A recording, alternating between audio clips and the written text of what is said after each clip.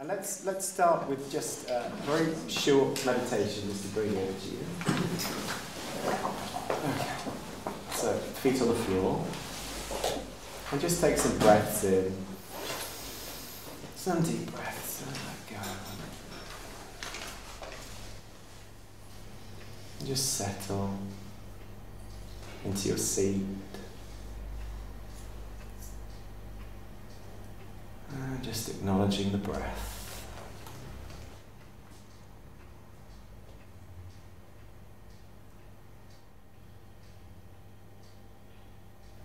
And turn your attention to your belly, low down in your belly.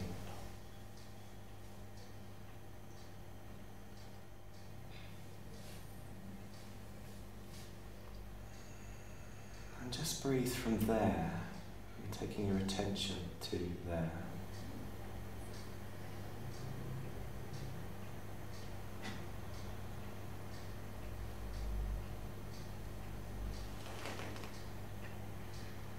Breathe in, paying attention to the rise and fall of the breath.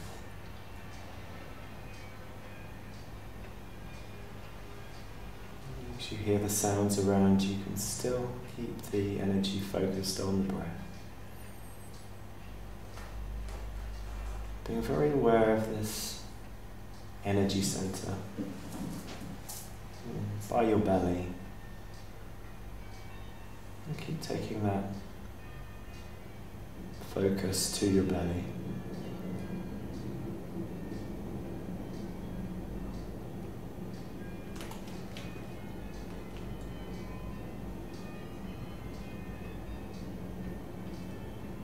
And become aware of any thoughts that come into your head.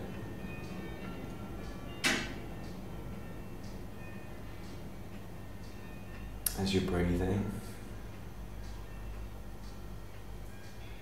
Allowing the energy to remain centered within you.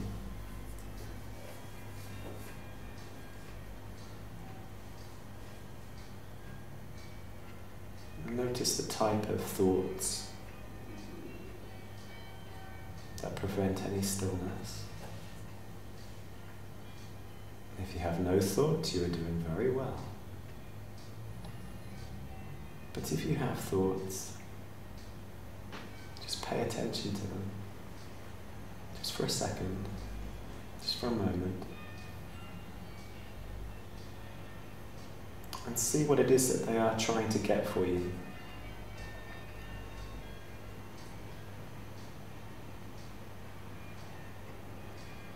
What is it that they are not still with right now?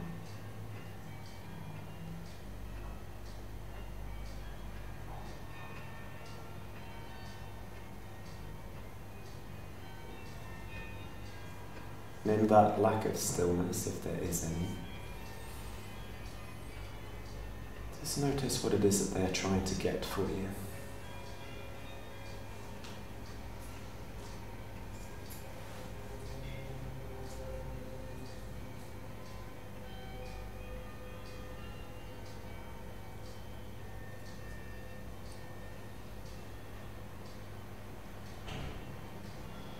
And now return your energy to your belly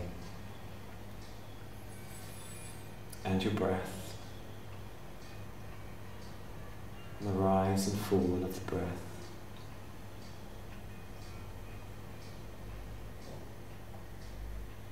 As the cold air goes in through your nose,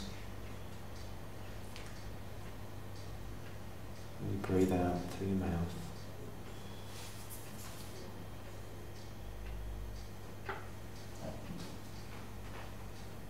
Feeling your feet very firmly on the floor and being supported in your chair. And taking a deeper breath and opening your eyes and coming back into the room.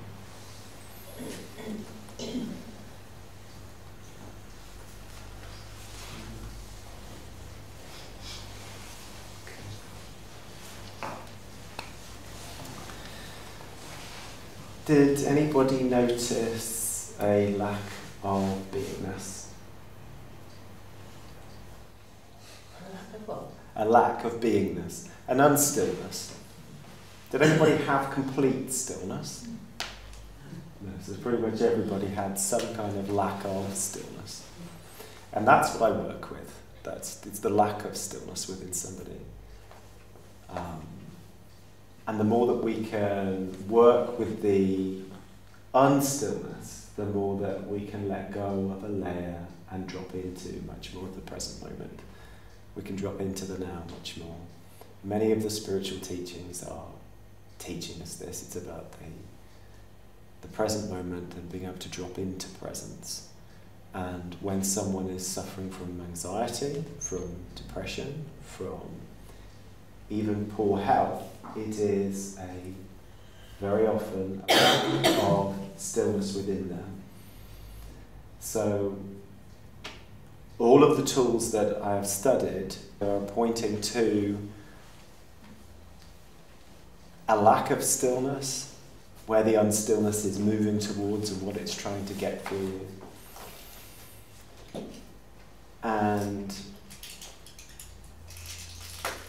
what it is that we're all motivated by. We're all wanting really to experience a stillness, always wanting to be. When we achieve, when we manifest, then we can be. But very often when we do manifest, there's still almost but there could be more, or there could be something else I can add to this. That's not necessarily a bad thing, but depending on what that want is and how empowered that want is going to determine someone to have a particular unstillness within them. That doesn't mean that we can't manifest. We're always manifesting from our vibrations. And there's completely it's wonderful to manifest, and it's wonderful to have that. But to want it in order to get it to be tends to cause us to have problems in life. Manifestations can happen from nothing. From very often we don't do anything at all and wonderful things happen to us. Many times really great things have happened to me where I haven't actually been consciously or even unconsciously seeking them. They've just landed on my doorstep, or they've just happened. So it's really I work with the unstillness. Now last time I did some EFT. I talked a little bit about the Enneagram before I started rolling the camera. What would people like me to talk about today? What is it that they would like to grill me on? Or I could talk about the Enneagram. I could talk about something called NLP. I could talk about hypnosis. I could talk about the unconscious mind. Unconscious mind. Yeah. Unconscious mind. Okay. With the general folks. Okay, unconscious mind. Let's do a bit on the unconscious mind then. If we were to say the unconscious mind was powerful, would we all agree with that? Yes. Yeah. Okay. How powerful is it? Exceedingly powerful. Okay, as a percentage. Who would say, okay, come on, let's be like an auction. Who was going to come in for their first bid? Sort of how powerful, percentage-wise, would anybody say the unconscious mind is? 80%. 80%, right? So something. Anybody willing to go lower than 80%?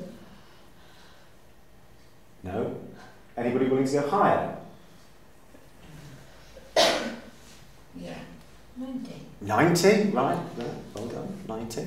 Anybody? Any more takers? Are you talking about out of 100? At percentage, yes. Out of 100, yeah. 100 as honest. Yes, yeah. How powerful is it as a percentage? Would you say? Really? As high as 100.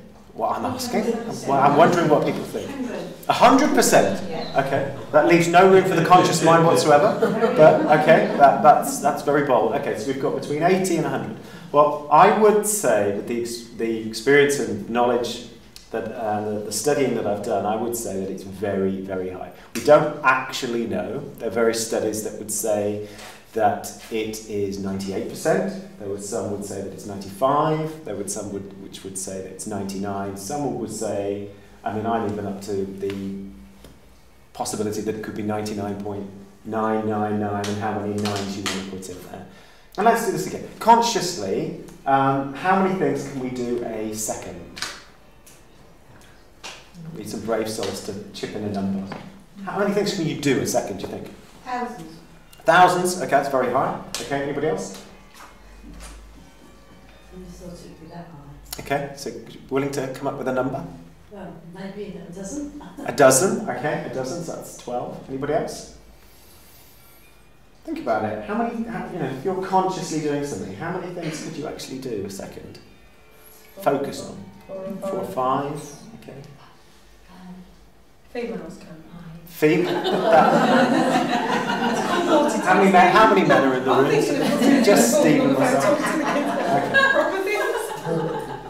Studies have shown that it's anything from 7 to, it could be 4 or 5, but 7 to even 35 things a second. I would say that women are much better than multitasking. The camera can't see, but there's lots of women here. There's only 2 men. But so women are vastly much more powerful. Aren't they, Steve?